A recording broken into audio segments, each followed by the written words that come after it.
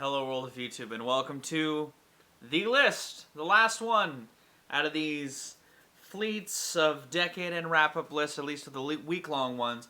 I have a couple others I'm toying with the ideas of that I'll drop at some point this year, but this is the last film, music, game ones of the weeks I dedicated to those subjects. The best films, the decade, top 20.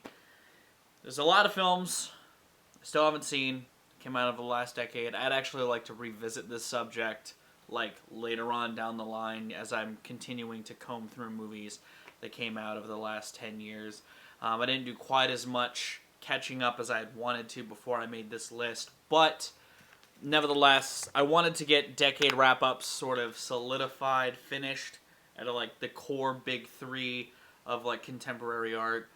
So we're doing films. My 20 favorites. The last two I had a top 100 written list. It's not the case for this one. These are just 20 films I wanted to sit down and talk about with you that I'll probably revise at a later date. But nevertheless, let's dive on in. You're not afraid of tough guys, are you? I didn't think so. You didn't see what I see, what I've been through. A friend of ours is having a little trouble. A friend at the top.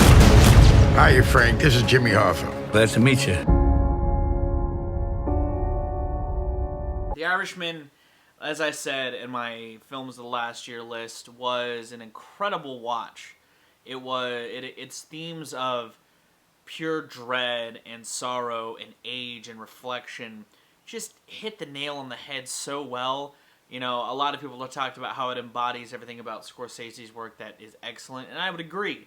You know, it is the ultimate old guy mob movie. You know, I like that how it explores the themes of age and aging in such a cutthroat scene, and I like how it explores the golden age of mobsters and wealth. You know, and a lot of the little factoids and history behind it. I appreciated a lot of that, a lot of the work that went into the film. Obviously, the cast across the board phenomenal, and I think that it's a great watch. If you have the time to sit down and dedicate to it, I'd recommend doing so, because you wouldn't walk away disappointed. Let's go back one more time and show them what we're capable of. Birdman! There you go, you motherfucker!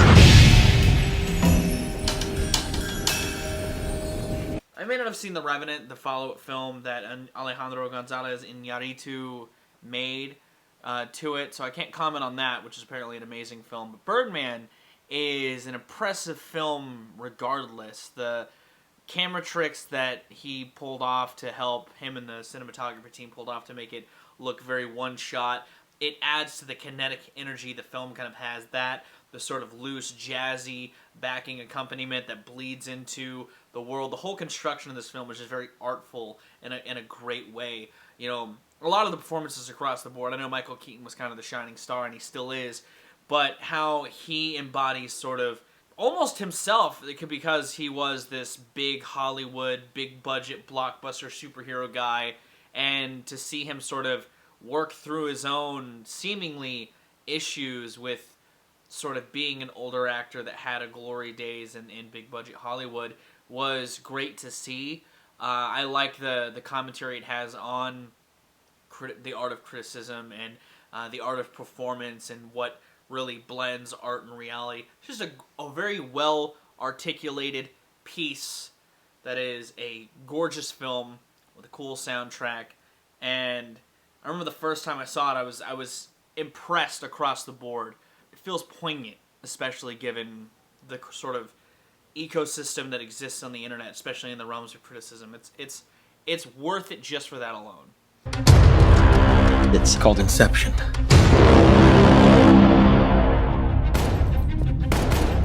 You mustn't be afraid to dream a little bigger, darling.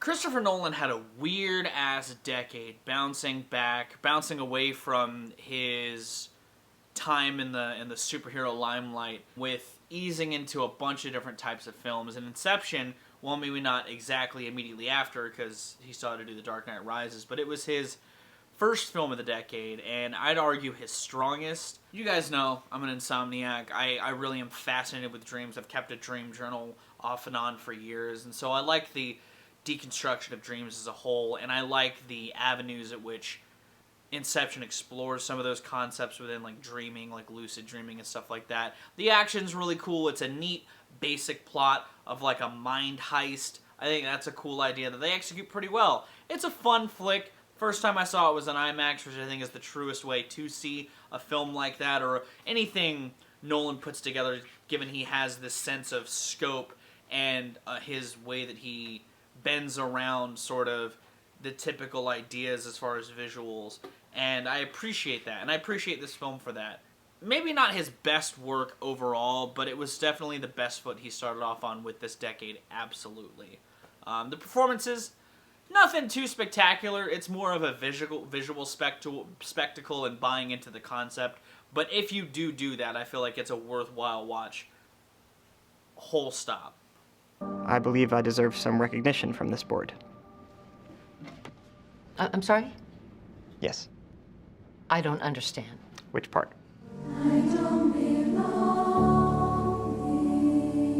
This might be the best screenplay of the decade. Social Network is a movie that I went into only mostly because of who did the soundtrack. I liked David Fincher movies, but I wouldn't say I was like as big of a David Fincher fan at the beginning of the decade as I am at the end of the decade. But The Social Network truly surprised me with a lot of its performances. And again, the script, Aaron Sorkin's writing just shines in all of its pseudo-pretentiousness. Jesse Eisenberg is amazing as Mark Zuckerberg. Justin Timberlake is great as Sean Parker. Fucking Andrew Garfield does a great job in here. He has some really good monologues in this. This whole film across the board is just impressive. It's acting to the nth degree, but it's a good showcase of it. It's a good showcase of everyone's true talents that's cast in this film. David Fincher does a good job at setting mood without getting too caught up on a lot of the things he does when it comes to doing films in general. It's very pulled back from a lot of Fincher's other works for what's on display, but he does a good job at some of the cinematography and some of the performances he gets out of the actors. It's an impressive film to watch. You know, for a story as simple as the story behind the creation of Facebook, there's a lot of drama that I think comes across incredibly well in this movie. And the soundtrack, of course, amazing, because it's the senpai. It's Trent Reznor. You know, the dude is amazing at what he does. Him and Atticus Ross, they've come together with some brilliance. And this was their first real attempt at getting a soundtrack out there, and it's still fucking great. It's gonna be here sooner or later.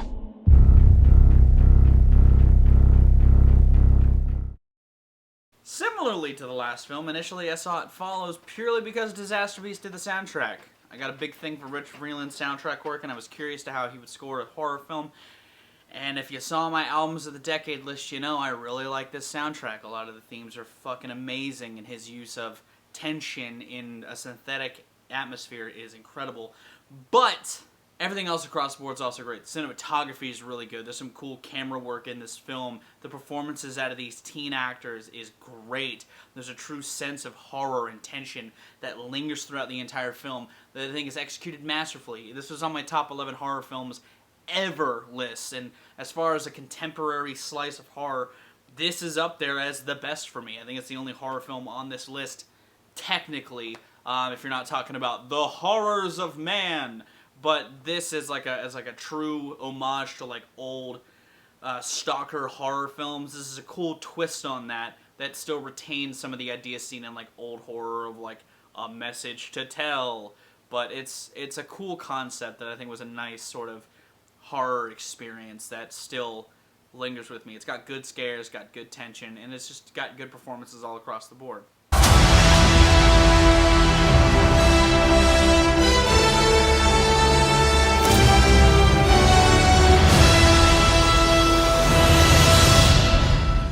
One of a few comic book movies on this list, because you know I like the comics, I like the comic book films, and Marvel killed it across the board for the most part as far as delivering consistently fun movies to watch.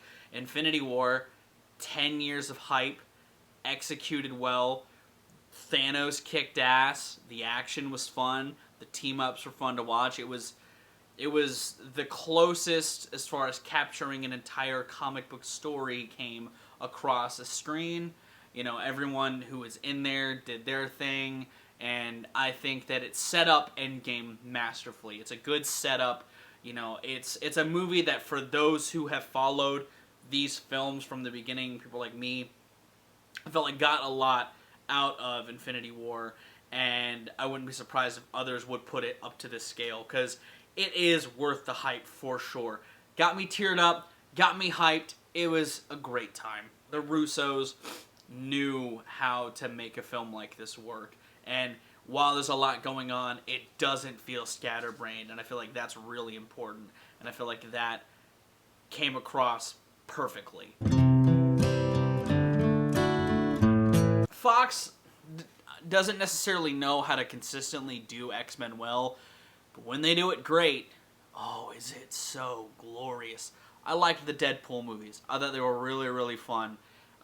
Days of Future Past, also a really good X-Men film. And Logan is the best of the Fox era X-Men movies. A great send-off to both Hugh Jackman's Wolverine and Patrick Stewart's Xavier. I love the actress, the young girl they cast for X-23. She's really good at it. She has this visceral delivery that feels very like untethered in a way that you don't see kid actors tap into very well.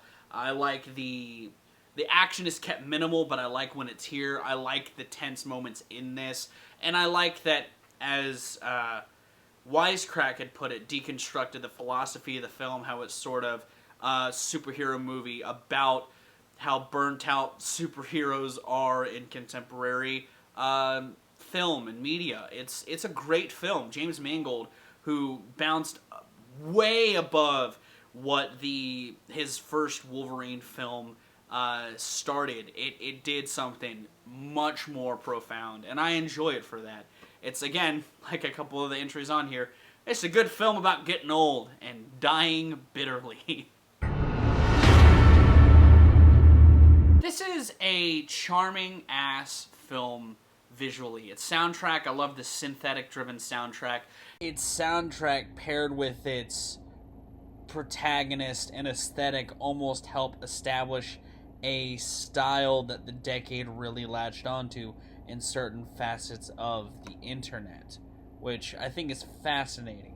It's a Ryan Gosling performance that, similar to one I'm about to talk about, is effective, but I like his relationship with the leads. I like how this movie is pitched and how it actually executes its action. It's also a story I really enjoy because, here's another spoiler, I'm going to be talking about a movie very similar to this one further on down the list. And while I like the overall archetype of this story, I think the one thing that sets this apart from the other one is mostly a lot of the direction. The acting in this film is pretty good across the board. I like Bryan Cranston. I like Oscar Isaac. I like I said, Gosling and the other leads. I like their chemistry with each other. I like how Gosling's character is put against his own morals, or how they're put to the test in this film. It's a movie that, again, I'll be reiterating some of these thoughts again later on down the line, but I like how this film does what the other film does in a completely different way. Your story isn't over yet. There's still a page left.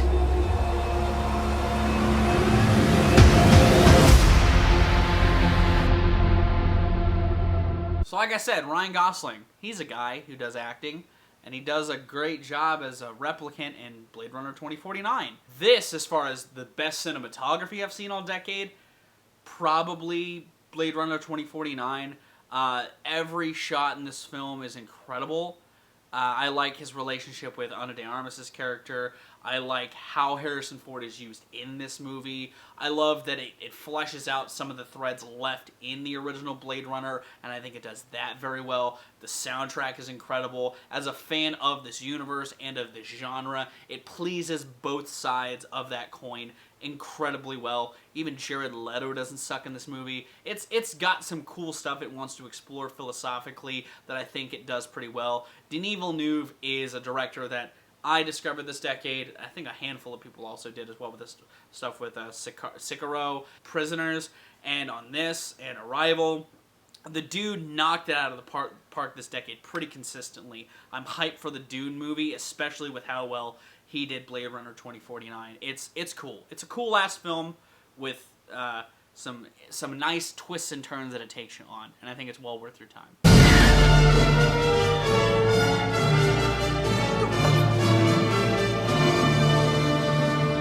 Moonrise Kingdom is a film that I talked about in my 6 relationship movies list, and I think that it's cute. That part of the film, really, really cute. And I like how it sort of explores maturity in adolescence. But the stuff with the rest of the characters as well, like the rest of the family and their relationships and how they kind of evolve throughout the movie. The whole...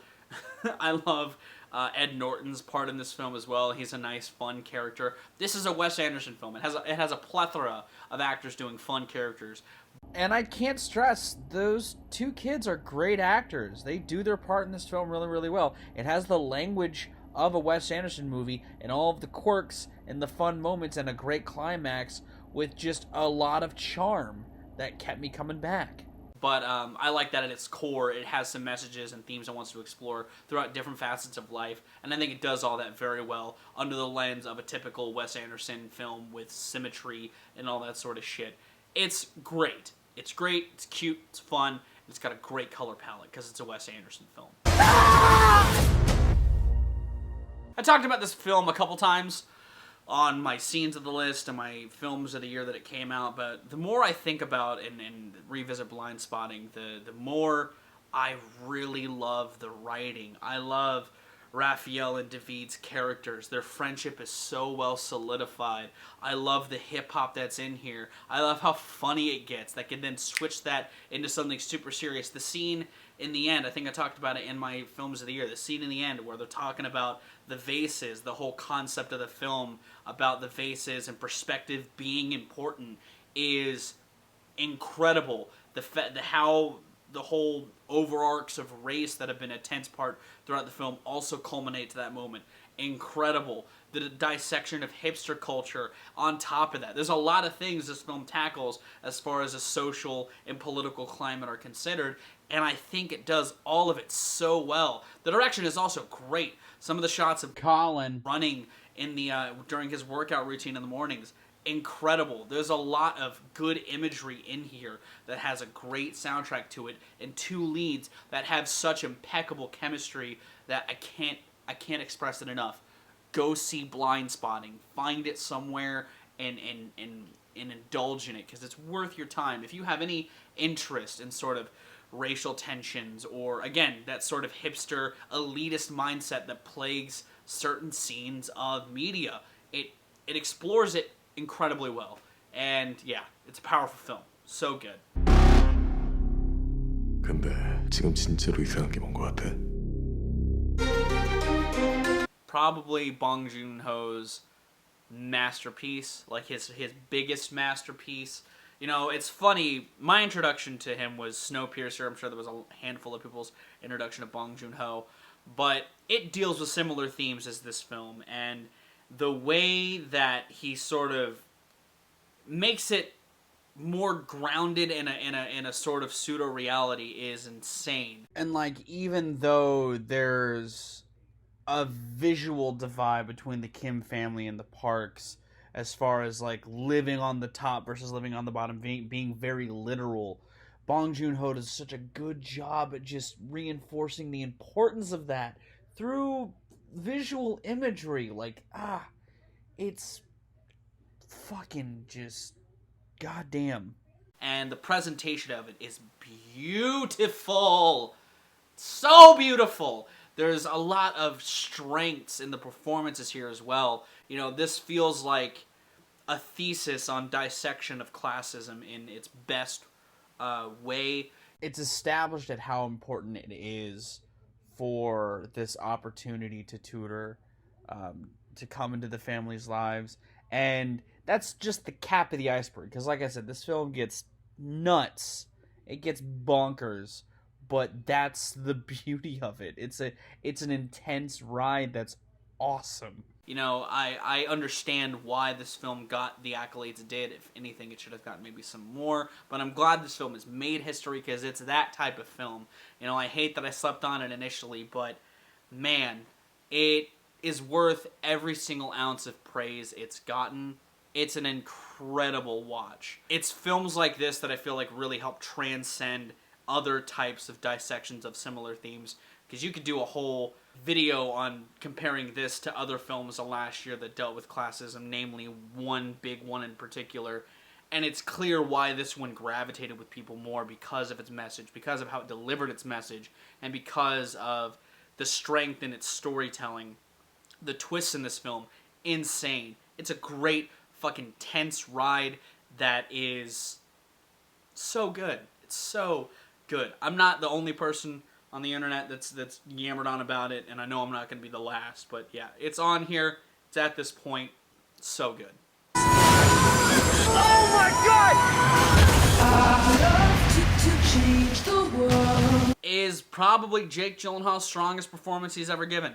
The way he tapped into the character of Lou Bloom is incredible. I love the world of this film. I love how it portrays the night-clad LA. I love how a lot of the world within this film feels very real, even if it's delving into a field that may or may not exist. It's a great character piece that's stylishly directed. Dan Gilroy really flexed his muscles from a cinematography perspective on here as well. Probably the film I've watched the most this decade. It's a film I love to show to people just because I think it's an impressive piece of cinema. It's got its own story to tell. It's got its own sort of morals and its own sort of message it's trying to convey with media consumption and how it could be over-exaggerated or how the media's spinning and all that sort of stuff. And that's something else I really like about it. But I just also really like how this film tells its story as a whole. And I love the analysis it gives to this particular character. I like Edgar Wright. That's something you'll hear me say again later on in the list. But I'm a big fan of Edgar Wright's eye for directing. Edgar Wright's filmography, like every single one of his films, I love the presentation of it. I love his editing choices, and I love how in this film he takes this concept of almost like a heist musical, heists set to music or action set to music so well. I love the choreography throughout all of the scenes with music. None of the characters are super detailed and in-depth, but I like the presentation in this film regardless. It's one of those more rewatchable films than some of the stuff I've talked about before because it's nothing too deep in concepts or high profound commentary pieces. It's just a fun action movie that does action incredibly well, that has great camera work, really well performed characters, and a kickin' soundtrack, which is all you really need in a good action movie sometimes, and Edgar Wright did it well. Whiplash is gut-wrenching. We're going right back into that. The chemistry between Miles Teller and J.K. Simmons is palpable. I love the drum porn in this movie. Talking about great cinematography, Damien Chazelle, he gets music, and he gets using music in film similarly to how Edgar Wright does, but in a very different way. His attention to detail with music in this film is incredible. I love some of the integrations of drone and drums into the soundtrack. I love the jazz pieces they play in here. I like the talent as well, because Miles Teller is a drummer, and he got better at drumming from what I've seen to play in this movie, and that's insane. You know, a lot of the playing in here is really well done. A lot of the intensity that's there with J.K. Simmons' character is well performed. J.K. Simmons is the biggest asshole on screen in this film, but you can't pull away. It's like, it's R. Lee Ermey levels of intense at some moments, especially in the beginning when Miles Teller is getting introduced to this guy. But I love this film. It's another one of those films I've watched a handful of times since it came out because I like the intensity. I like how sympathetic you are to Miles Teller's character, and I like the story it has to tell. And I like jazz and drum porn. So of course it's a movie that would obviously belong on my list of the decade because I like all that stuff. So is that really a surprise to any of you?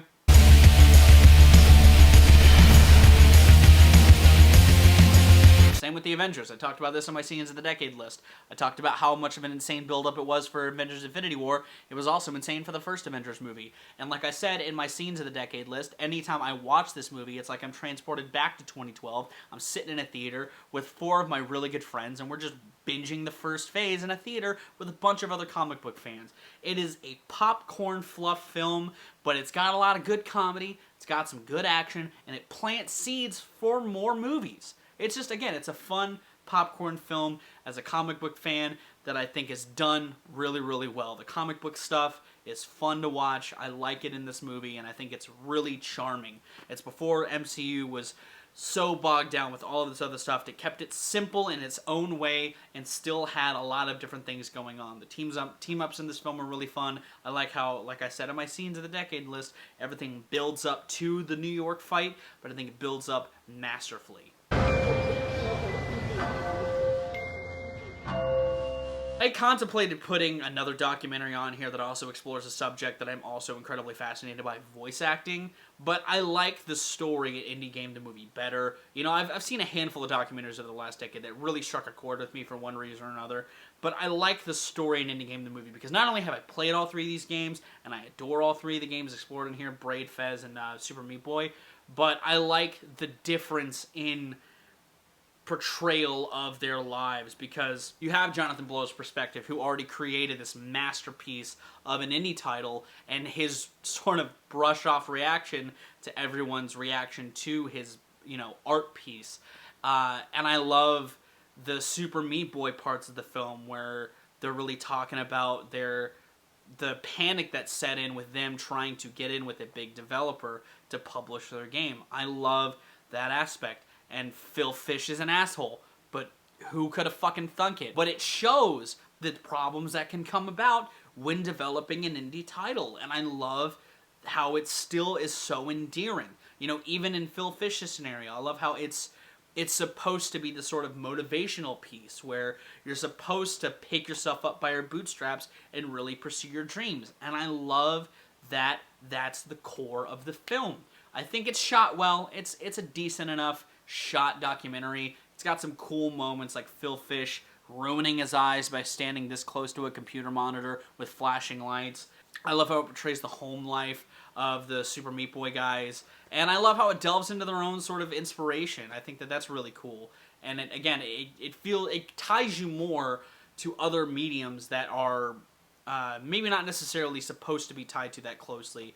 Edward McMillan, you know, he went on to do a lot of other great things with Binding of Isaac and stuff like that, but I mean, you wouldn't necessarily need to know all the stuff that goes behind his art, but I like that they decided to do that to sort of bridge the gap between indie developer and viewer, because that's what helps instill the themes of the film of perseverance amongst opposition, and it's a powerful documentary. I love this film. Another one of those films that I like to show to people as a sort of inspiration for succeeding in your own field. He doesn't die. Phil, get up. Get up, Phil, get up. He can't die. He's not gonna die. He doesn't die. Phil? It's such a beautiful day. Maybe it's because I never really watched his other non-memed stuff, but I never would have expected something this profound and existential from, maybe the existential part, but from the guy who made the popcorn bleeding asshole cartoons, memes. I wouldn't have expected something that tackles surrealistic sort of philosophical musings and depression in a way that Don Hertzfeldt did on It's Such a Beautiful Day.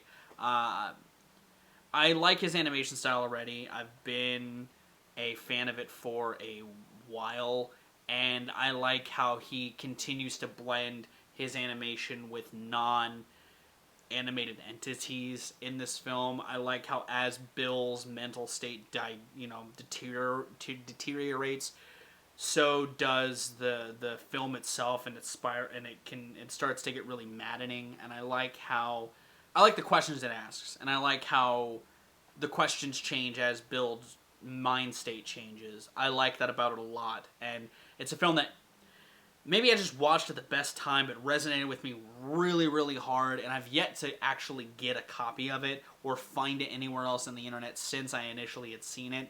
but it's a film that ever since I've watched it, after I had, really taken it in and thought about it, and after it was gone, it's one that I've always wanted to yearn to see again, because I liked this film a hell of a lot more than I ever would have thought, if only because while I liked Don Hertzfeldt's stuff, again, it just surprised me at how beautiful this film really is, from its, again, writing to how it tells its story in a surreal manner. Time to swing, just like I taught you. When did you teach me that? I didn't. It's a little joke. I've gone on endlessly about my love of Spider-Man and my love of Spider-Verse to a smaller extent, kind of. This film's amazing. Like It's Such a Beautiful Day, it does animation in such a different way. I love the very pop art style that the animation has. I love the characters in this film. I love its tributes and love letters to Spider-Man, not limited to, but also including its post-credit scene. I like the universe of this film so very much. I love Miles as a story. The leap of faith that Miles had was my scene of the decade. So I like this film a lot. I think that's pretty obvious. And yeah, it's a fucking cool-ass film about Spider-Man for Spider-Man fans.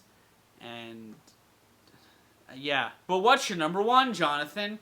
What could possibly be your number one film of the decade? What could it be? I don't know. Scott Pilgrim versus the world. Maybe next time we don't date the girl with 11 evil ex-boyfriends. Oh, that's not that bad. Some of you may think this is kind of an anticlimactic choice because it's Scott Pilgrim, and this film kind of has a problematic audience nowadays, or at least it's viewed sort of problematically now. I more like the story that this film presents, and while I like the original ending of the film more, I still like the way the story is told.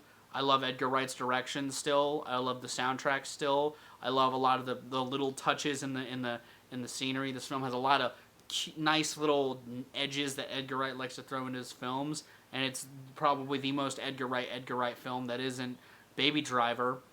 I like the work he put his actors through in this movie, and I think that a lot of the performances are actually really nice in it. I don't hate Michael Cera in this movie, but I also really like Alison Pill in this movie. I love all of Sex Bomb in this movie. I like a lot of the exes. I think that they're really neat. This film is just really cool. It has a lot of little things in it that make it fun to watch, but it's also just a really fun watch because the action is well choreographed, and again, the soundtrack is great. And yeah, it's got a lot of nerd stuff, and I like nerd things, so of course I like this movie a lot. But yeah, that's why it's my film of the decade, because it's, again, another one of those films that I could rewatch a lot and just enjoy the ride that I'm on. I don't mind big, profound things about being the best Spider-Man, classism, racism, but sometimes I just like to sit down and watch a movie and have fun, and Scott Pilgrim's that kind of movie for me, and it's the one that I've probably watched the most this decade for that reason, and that's why it's my film of the decade, other than I also really like the director and soundtrack and everything that I just said. That's my films of the decades list. What did you think about it? Do you hate that Scott Pilgrim's my number one? Let me know in those comments down below how much Parasite should be my number one. I'm going to get out of here. If you like this list, be sure to give it a like. If you want to see more of my music, gaming, and genre nerdery content, be sure to subscribe. Special thanks to my patrons. If you want to join their ranks, linked in the description is my Patreon. You get early access to content, exclusive content, and you help drive the community. I have been Vowel Rack. You guys have Cadill's Lives and Situations. I love you guys, and I'll see you another day.